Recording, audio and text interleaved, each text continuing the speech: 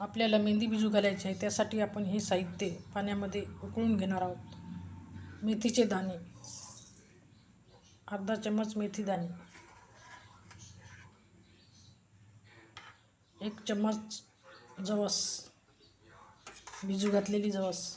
आपण ही जवस 2 तास आधी भिजू घातली होती. 2 चम्मच जवस. हे पाणी आपण अर्ध होईपर्यंत असंच उकळून घेऊ. 1 चम्मच चहापत्ती, मेहंदीला कलर येण्यासाठी, ते 1.5 चम्मच चहापत्ती. हे पाणी आपण आता अर्ध होईपर्यंत उकळून घेऊ.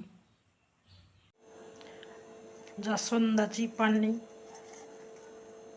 स्वच्छ धुवून घेतली जास्वंदाची पाने,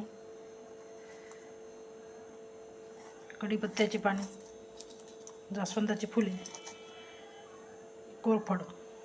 हे मिश्रण आपण सर्व बारीक करून घेऊ आणि मेहंदीमध्ये मिक्स करून घेऊ. ही गटागटची मेहंदी आपण लोखंडी कढईमध्ये भिजू घालून घेऊ. आवळा पावडर, आपण याच्यामध्ये आवळा पावडर 1 चम्मच घालून घेऊ.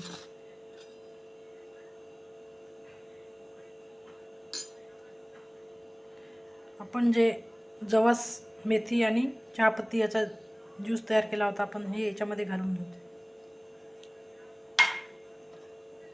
कोरफड, कढीपत्ता,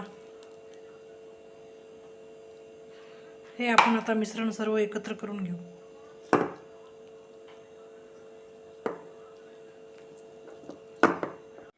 ही आपली मेहंदी पूर्ण कालून झाली आहे. आपण आता ही मेहंदी रात्रभर अशी झाकून ठेवू. ही आपली मेहंदी 2 दिवस भिजून झाली आहे. लावायसाठी आता रेडी झाली आहे.